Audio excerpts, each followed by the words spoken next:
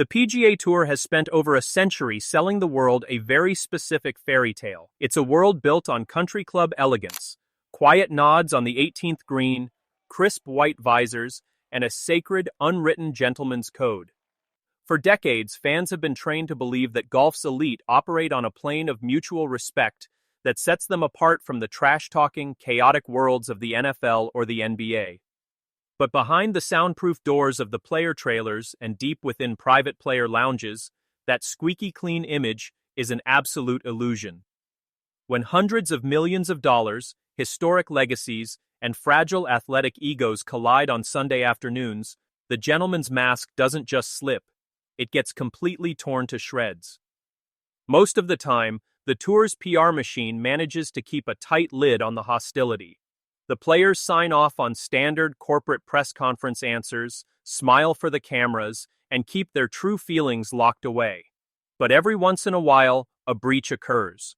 An insider who sees everything from the inside lets something slip, shattering the illusion entirely. And that is precisely what just happened. A series of unexpected, unfiltered revelations from inside Xander Schauffele's innermost circle, specifically from his wife Maya Schauffele, has sent shockwaves through the tour. Her rare, unvarnished look at the real dynamic between golf's top two titans didn't just ruffle feathers. It stunned world number one Scottie Scheffler and exposed a bitter, simmering psychological war that the PGA Tour desperately tried to hide. To understand why these recent revelations have caused such a complete meltdown on tour, you have to look at the massive seismic shift in golf's power dynamic over the last 2 seasons. For a long stretch, Scottie Scheffler existed in a realm of total, untouchable dominance. The media crowned him the unshakable golden boy of modern golf. With his calm demeanor, religious devotion, and terrifyingly consistent ball striking, Scheffler was framed as a machine, a man totally immune to the mental games and locker room politics of professional sports. He was winning tournaments by 6, 7, 8 shots, operating in a complete vacuum of power. But right on his heels was Xander Schauffele. For years, Xander carried a frustrating label, the guy with the most mechanically perfect swing on tour, but someone who couldn't close out the biggest moments. That narrative died in 2024. When Xander went toe-to-toe with the best in the world to capture the PGA Championship at Valhalla, and then backed it up with a historic victory at the Open Championship, the entire hierarchy of professional golf changed overnight. Suddenly, Scottie Scheffler was no longer running a solo race. He had a legitimate heir apparent breathing down his neck. On camera, the two maintained the required PR decorum. Scottie said Xander was a fantastic guy who deserved everything he achieved. Xander called Scottie the benchmark you have to go through if you want to be the best. It sounded sweet. It sounded polite. But as any sports psychologist will tell you, when two hyper-competitive athletes reach the absolute pinnacle of an individual sport, genuine friendship is a mathematical impossibility. They are not colleagues sharing a leaderboard. They are direct threats to each other's immortality. The first major crack in this polite facade didn't happen on a pristine fairway. It happened inside one of the most exclusive, hyper-private digital spaces in sports, the top players group chat. This digital locker room consists of an ultra-elite circle: Jordan Spieth, Justin Thomas, Patrick Cantlay, and of course, Scheffler and Schauffele. For years, this chat was used for harmless banter, ribbing each other about bad shots, and arranging private jet logistics. But during the 2024 PGA Championship at Valhalla, the tone of that group chat changed forever. When Scottie Scheffler was unexpectedly arrested in a bizarre, surreal traffic incident outside the course gates early Friday morning, the global media treated the event with solemn gravity. A world number one in handcuffs was a historic, potentially career-damaging crisis.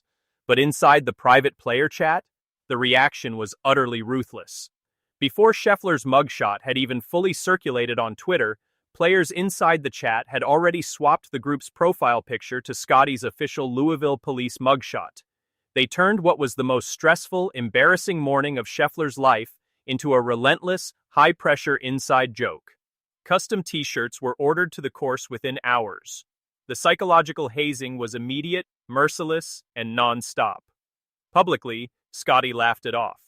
He told reporters he took the hazing like a champ and that the guys were just having fun. But behind closed doors, the dynamic was far more toxic.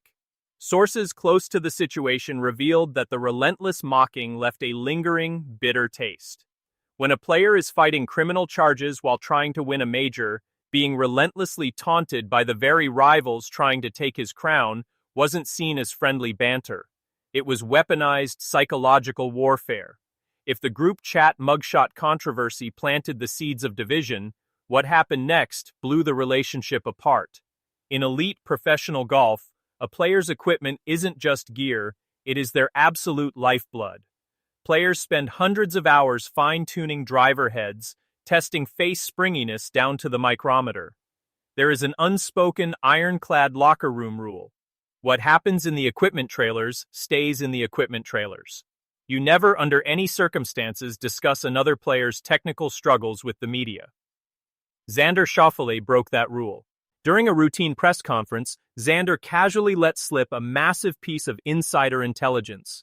Scottie Scheffler's primary driver had actually failed the USGA's strict on-site conformity test, specifically the characteristic time, or CT pendulum test, which checks if a club face is acting like an illegal trampoline. Because of the failed test, Scheffler had been forced to scramble, ditching his trusted driver and throwing an unproven backup club into play just moments before a major round. The golf world was stunned. Xander had effectively broadcasted to the entire world that the world number one was playing with compromised, untested equipment. Realizing he had openly breached the locker room code of silence, Xander was forced into a deeply awkward public apology days later, admitting he spoke out of turn. But the damage was done. It proved something terrifying to the Scheffler camp. Xander's inner circle wasn't just focusing on their own game. They were keeping hyper-vigilant, hawk-like tabs on every single detail of Scottie's operation, hunting for any sign of weakness, any failure, any crack in the armor. What makes this feud so fascinating to watch is that it isn't just a battle of wins, it is a war between two completely opposing philosophies of human movement and psychology. Look at Scottie Scheffler. His game is defined by controlled chaos. His famous Scottie Shuffle, a foot-sliding, dynamic swing that violates traditional golf mechanics, relies on raw instinct, feel, and elite hand-eye coordination. He plays golf like an artist painting in a storm. Now look at Xander Schauffele. Xander is a textbook perfectionist.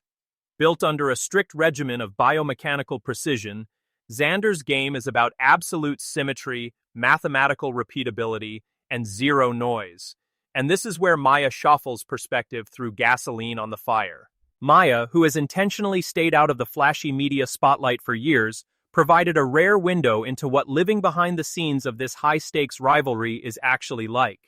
She revealed that the public sees only a fraction of the mental strain. When Xander comes home from a tournament where he's battling Scheffler, the psychological baggage doesn't stay at the course. She detailed the non-stop obsession, the endless practice hours, and the stark reality that top players are constantly managing intense mental friction. Her comments provided a rare, unfiltered look into the raw intensity driving Camp Schauffele. It effectively stripped away any remaining pretense that Scottie and Xander are just good buddies having fun on tour. It exposed that Camp Schauffele views Scheffler not as an idol to be admired, but as a target to be systematically dismantled. Reports indicate that Scheffler was genuinely stunned by the openness of these revelations.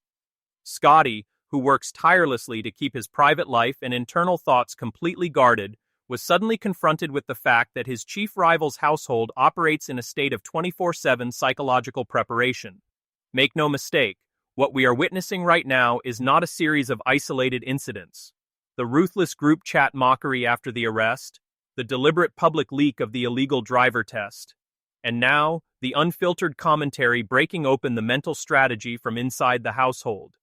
These are all visible symptoms of a massive tectonic power struggle at the very top of professional sports.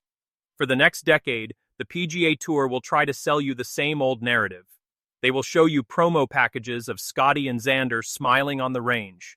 They will give you PR-vetted press conference answers where both players say all the right things about sportsmanship and respect. Do not buy it. The mask of comfortable dominance is officially gone. The pleasant camaraderie is dead. The battle for golf's throne has turned personal, psychological, and completely unhinged.